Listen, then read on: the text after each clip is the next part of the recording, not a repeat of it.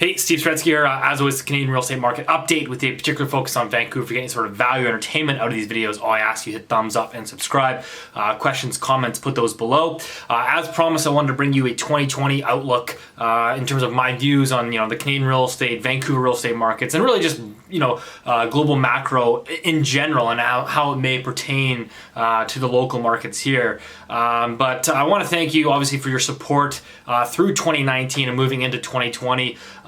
Your support has helped me. It's been a good year from a real estate sales perspective.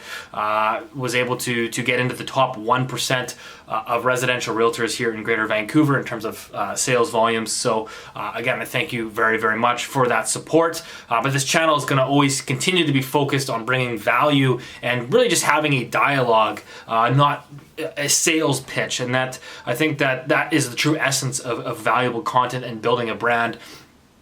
Which is what we continue to try to strive for here.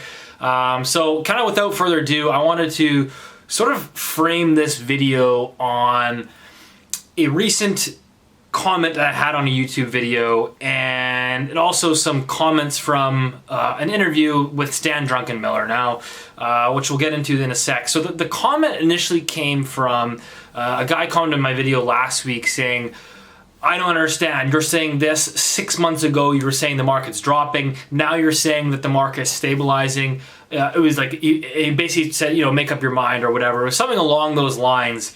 And I couldn't help but laugh because this channel has never been about making predictions. It's really just having, again, the conversation about, okay, what is actually happening in today's environment? How can you logically not change any sort of view, or how can you not discuss the changing environment? How could you not expect the environment to change when the US Federal Reserve cuts interest rates 3 times and expands their balance sheet by $400 billion with a B in the past 3 months? When you kind of undergo that kind of obscene monetary policy pivot, where basically every central bank, other than pretty much the Bank of Canada, is slashing interest rates around the world, your framework or your view would have to change at least to some degree. And we're seeing that really in all sort of financial assets where this sort of global reflation trade is playing out. And whether that global reflation trade truly pivots into stronger economic growth remains to be seen. That's kind of the question for 2020. It's like, okay, the Fed cut, markets are enjoying this and are exuberant, and is that actually going to translate and pivot this sort of slowing economic cycle? That's kind of the question. And to frame that all into that guy's sort of original question, I found fascinating was there was an hour-long interview with Stan Druckenmiller when they do the Bloomberg interviews and basically at the end of every single year. And Stan basically talks about the year that was and sort of his outlook moving into the year ahead. And so if you don't know Stan Druckenmiller, he is perhaps one of the greatest investors, macro investors of our time. I think his compounded annual returns over the past 25 years is like 30% on average he's returned. So one of the best investors. And he talks about this year how it was quite challenging for him because he recently stopped investing other people's money. He's closed down his fund, I think, due to health issues and whatnot. And now he's basically just managing his own money. He says he just only this year just creeped into double-digit returns, which is actually below sort of the market return for this year based on sort of the S&P 500. But Stan basically said this environment is so crazy and so obscene that he just really couldn't take the chances that he felt normally would compel him to, i.e. the risks when central banking you don't think can get any more crazy, but they do something that's even more crazy, and what's happening with the president and the White House and political tensions. There's so much uncertainty that this guy hasn't been able to basically place the bets that he would normally want to place. And I think one of the things that he really sort of emphasizes is that the Federal Reserve is aggressively cutting interest rates at a time when you have record low unemployment, record high stock market, you're 10 years into this expansion. Normally you sort of tighten rates, you kill that, and you basically restart the cycle.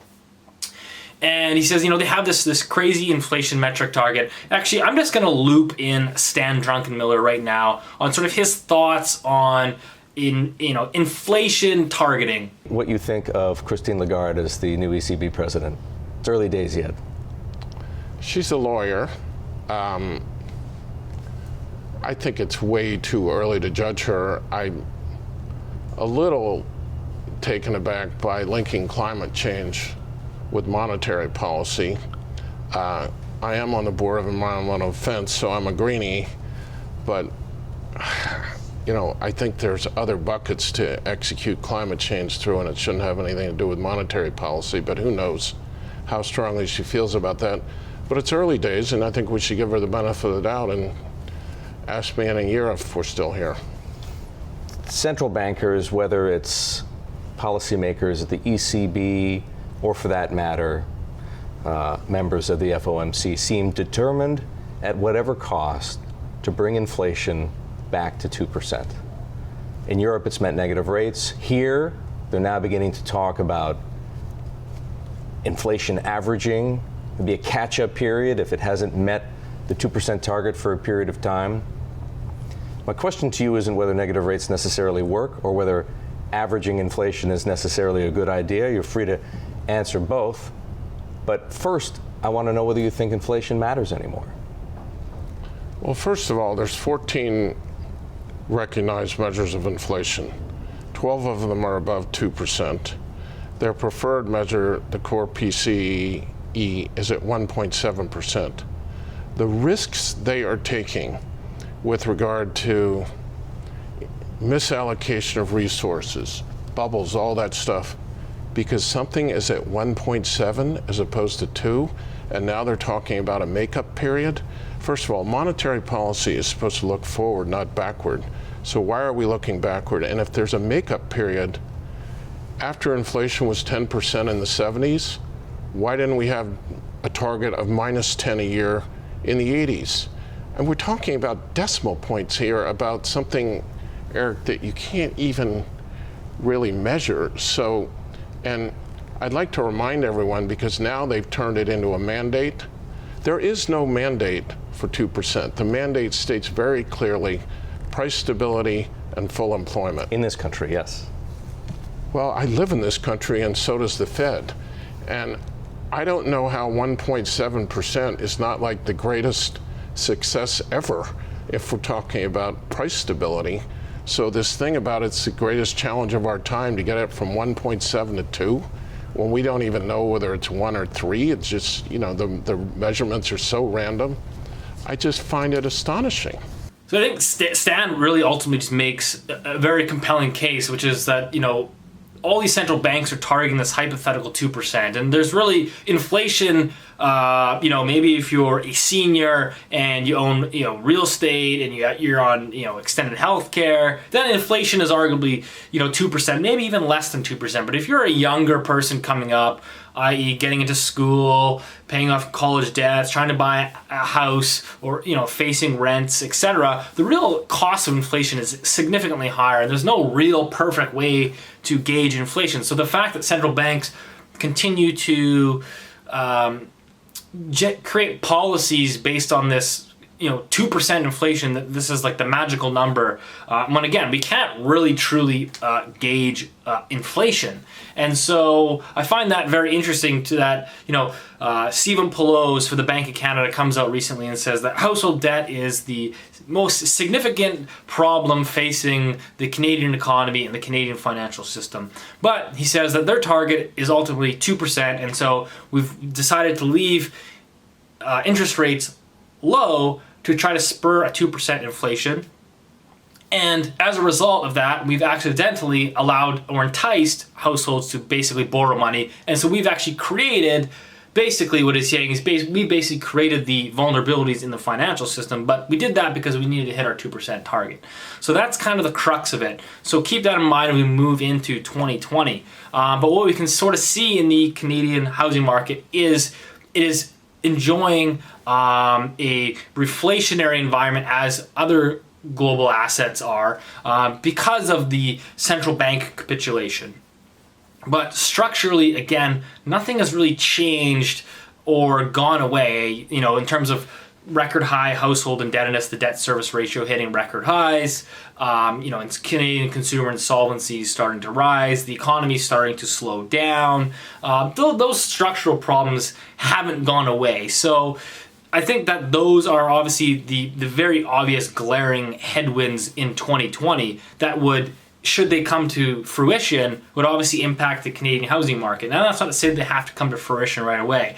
The central bank can certainly try to inflate and extend this cycle a little bit further, and that's certainly what they're trying to do. So the real question is if this pivot from central banks is going to be enough to basically spur that reflation and prolong the weakness in the economy from actually feeding into the labor market, i.e. when you start to see businesses essentially cut their output, their labor force, because retail sales start to slow, wage growth starts to eat into business profits, etc. So those are the real headwinds. But if you want to shift on sort of that more of the micro environment here in Vancouver, what we're starting to see is, again, through the first 6 months of this year, you had the fewest home sales in a 20-year period. So it was the weakest start throughout the first 6 months. That demand was artificially, or that sales activity was artificially low. And through the back half of 2019, sales volumes basically rebounded towards basically 10-year historical averages. So you've had sales basically go from 20-year lows to essentially normalizing. So it's been a drastic shift in the environment. And so now we're starting to see, obviously, the forecasts coming out that prices should rise, and this is going to be a big bull market for Vancouver here in 2020. Now, again, that could certainly play out if that reflation trade continues and if it really does feed through the real economy.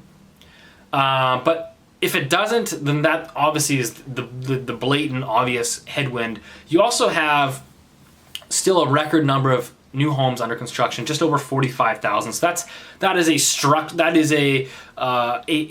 small headwind to the market. You're going to have those new units start to complete this year in 2020 and into 2021 and 2022, and housing starts also remain elevated. So you basically have a lot more supply, which is obviously needed, that is going to come to the market, and that is going to obviously increase the amount of supply, and I think would alleviate some of the price growth that one would normally expect in this kind of environment. And so, in my opinion, that is another sort of headwind. So if I had to sort of dumb it down and say, crystal ball this into 2020, I would say if you get any growth, if you get any inflation in real home prices, I think it's going to be a marginal gain in 2020. Throughout the end of 2020, I think it's going to see a marginal gain, primarily because we are essentially pushing on that string. We're trying to use more monetary policy to stimulate basically a debt problem that is already there. And you still have the building cycle, which was started many years ago in Vancouver, is now starting to come to fruition, and they're starting to see housing completions will start to ramp up, particularly in 2020 and 2021. So those will provide sort of your headwinds. Now, again, that's not to say that, prices can't come down if this cycle, this monetary easing policy doesn't actually feed through, and we continue to see, i.e. what we're seeing right now, which is rising consumer insolvencies, rising job losses. Again, that's only for 1 or 2 months, so that's very early days. And if you start to see a scenario where these things start to filter through, then that will obviously push prices down further. But as we can see in today's environment, there is no panic, there is no sort of